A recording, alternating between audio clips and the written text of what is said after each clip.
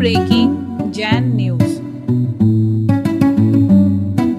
पूज्य बराग सागर जी महाराज जी ने अपने समय में 350 से अधिक दीक्षाओं को दे करके इस समाधि को, इस मानव सभ्यता को एक बहुत बड़ा दान दिया है, बहुत बड़ा कार्य किया है, बड़ा इस क्षेत्र में बहुत उपकार किए हैं। उनके उपकारों को हम भूल नहीं सकते हैं। इस दुखद घड़ी में हम कुंडलपुर क्षेत्र कमेटी की तरफ से, सभी की तरफ से इस श्रद्धांजलि, एक दुख संवेदनाएं प्रकट करते हैं। जय जिनेंद्र। महाराज जी से निवेदन करते हैं, हे भगवान, पूज्य से के संबंध में 2 शब्दों का व्याख्यान करें। सिद्धेभ्यः ओम नमः सिद्धेभ्यः ओम नमः सिद्धेभ्यः। नमस्ते वर्धमानाय निर्धूत कलिलात्मने सालोकानां त्रिलोकानां यद विद्या दर्पणायते। अहिंसा परमो धर्म की, महावीर भगवान की। प्रातः स्मरणे परम पूजाचार्य गुरुवर श्री विद्यासागर जी मुनि महाराज की जय।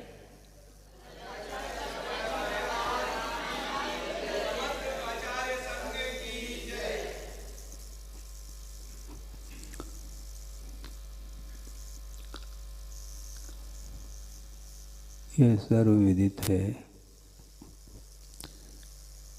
कि जिसका जन्म होता है उसका अनिवार्य रूप से मरण हुआ करता है, और यह जन्म और मरण की परंपरा आज की नहीं है, अनंतकालीन यह परंपरा चली आ रही है।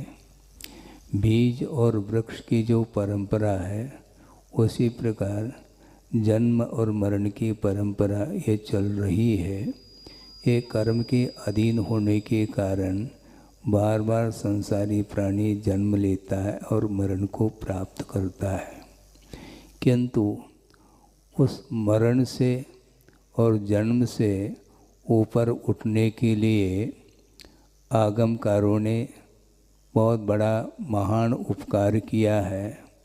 जिनेंद्र भगवान की वाणी को सुरक्षित रखने का पुरुषार्थ किया है, और सर्वप्रथम आगम की रचना जो होती है ग्रंथ की अपेक्षा से गणधर परमेष्टि के द्वारा ही आगम की रचना होती है, और वह भी दिव्य ध्वनि का आलम्बन लेकर के द्वादशांग की रचना करते हैं गणधर परमेष्टि, और वहाँ से यह प्रभु की वाणी, जनवाणी जिसको बोलते हैं, वह प्रवाहित होती हुई आज तक यहाँ पर आई है।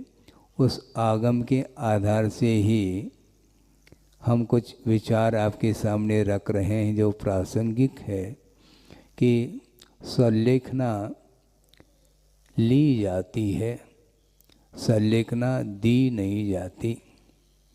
और मारणांतिकम संलेखनाम जोषिता, ऐसा उमा स्वामी महाराज ने भी कहा है कि संलेखना जो ली जाती है उसके लिए बहुत सारे कारण हैं।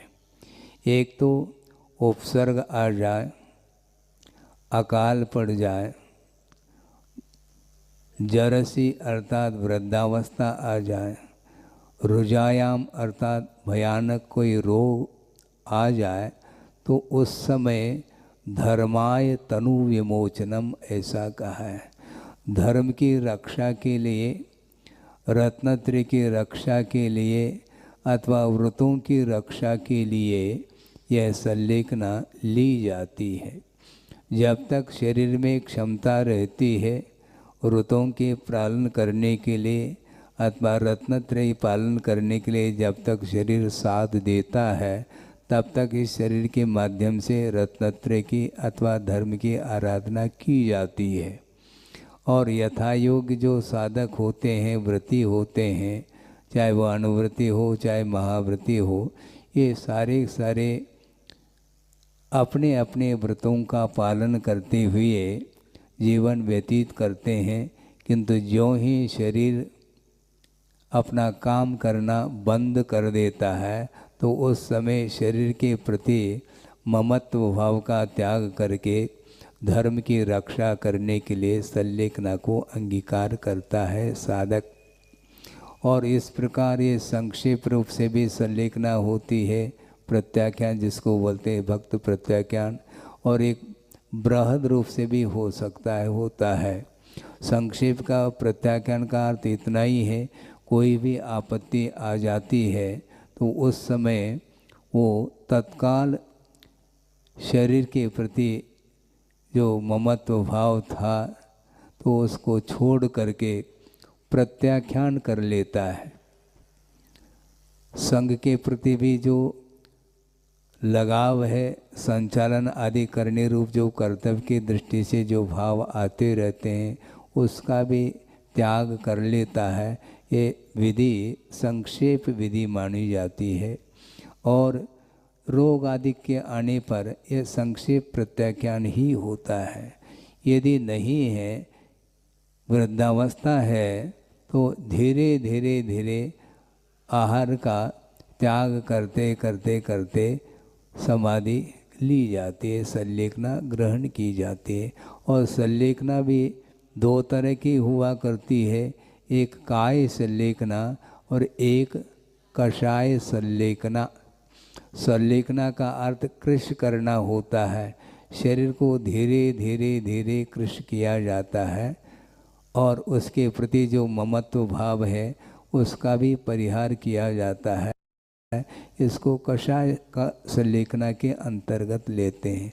गुरुदेव ने एक बार कहा था, बल्कि एक बार क्या कई बार स्वाध्याय के दौरान उन्होंने प्रसंग बनाया है, वह ये है कि साधक जिस दिन वह दीक्षित होता है अथवा जिस दिन व्रतों को अंगीकार करता है उसी दिन से वह कषाय को क्षीण करता चला जाता है। तब कहीं जाकर के उसकी कषाय संलेखना भी पूर्ण रूप से होती है, क्योंकि कषाय को अथवा राग द्वेष की निवृत्ति के लिए ही चारित्र को अंगीकार किया जाता है। राग द्वेष निवृत्ति चरणम प्रतिपद्यते साधु। साधु का अर्थ भव्य जीव, वह चारित्र को, चरण अर्थात चारित्र को स्वीकार करता है। किमर्थम, क्यों स्वीकार करता है? राग द्वेष निवृत्ति कहा। राग द्वेष की निवृत्ति के लिए चारित्र को अंगीकार किया जाता है। और चारित्र को अंगीकार करने के उपरांत भी यदि राग द्वेष का शमन नहीं होता है तो उसकी वह काय संलेखना नहीं मानी जाती है। इसलिए हमेशा गुरुदेव का ये कहना है, अलर्ट रहना चाहिए। जीवन निकलता चला जा रहा है और एक एक समय होते होते वो पूरा जीवन समाप्त हो जाता है। इसलिए संलेखना का अर्थ मरण होता है। वह मरण आवीची मरण के रूप में भी आगम में उल्लेख मिलता है। उसका अर्थ भी ये है, एक एक समय में जो आयु कर्म के निषेक है, पुंज हैं, वह निर्जरित होती चली जाती हैं। इसका अर्थ प्रति समय मरण हो रहा है। हम ये पूछना चाहते हैं, आपने दीपक को जलाया, दीपक जल रहा है कि नहीं? जल नहीं रहा, प्रति समय बुझ रहा है। हाँ, प्रति समय बुझने की ओर है। समाचार प्राप्त हुआ है आचार्य विराग सागर जी महाराज का कल 2:30 बजे रात में समाधि हुई है, ऐसा समाचार सुनने में आया है। इसलिए समाधि तो सबकी होगी, किंतु समाधि के समय पर अपने परिणाम यदि उज्ज्वल रहते हैं तो निश्चित रूप से वह समाधि, वह संलेखना मुक्ति के लिए कारण बनेगी। यहाँ पर शोक के लिए कोई गुंजाइश नहीं। महाराज शोक को होता है, शोक सभा होती है, हाँ होती है, उसका निषेध नहीं।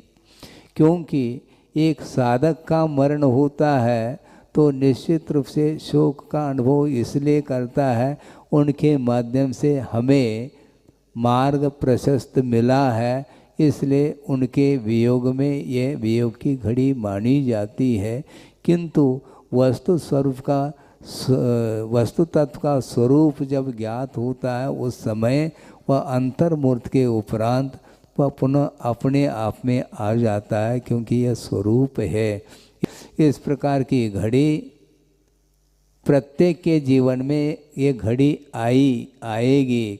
तो लक्ष्य प्रत्येक व्यक्ति का यही होना चाहिए कि संसार से मुक्त होने के लिए, इस शरीर से मुक्त होने के लिए, राग द्वेषादिक भाव कर्म से मुक्त होने के लिए, ज्ञानावरण आदि 8 कर्मों से मुक्ति पाने के लिए ये साधना है। इस साधना के माध्यम से हम लक्ष्य तक पहुंच सकते हैं। पहुँचें, इस पवित्र भावना के साथ इस वक्तव्य को पूर्ण किया जा रहा है। अहिंसा परमो धर्म की जय। आज बड़ा ही दुखद समाचार प्रातःकाल सुनने को मिला। जैसे ही हमने विहार किया, रास्ते में मालूम पड़ा कि आज आचार्य श्री विराग सागर जी महाराज की समाधि हो गई। वो रात्रि में लगभग 2:30 बजे इस शरीर का त्याग किए। मुझे जानकारी मिली कि 2 दिन पहले उनकी तबीयत बिगड़ी हुई थी और आज अचानक ये समाचार देखने को मिला। आना जाना तो सबका लगा है, लेकिन इस तरह से एक संघ के नायक को खो देना पूरी की पूरी श्रमण परंपरा के लिए एक बहुत बड़ी क्षति। आचार्य विराग सागर जी महाराज एक विशाल संघ के नायक थे।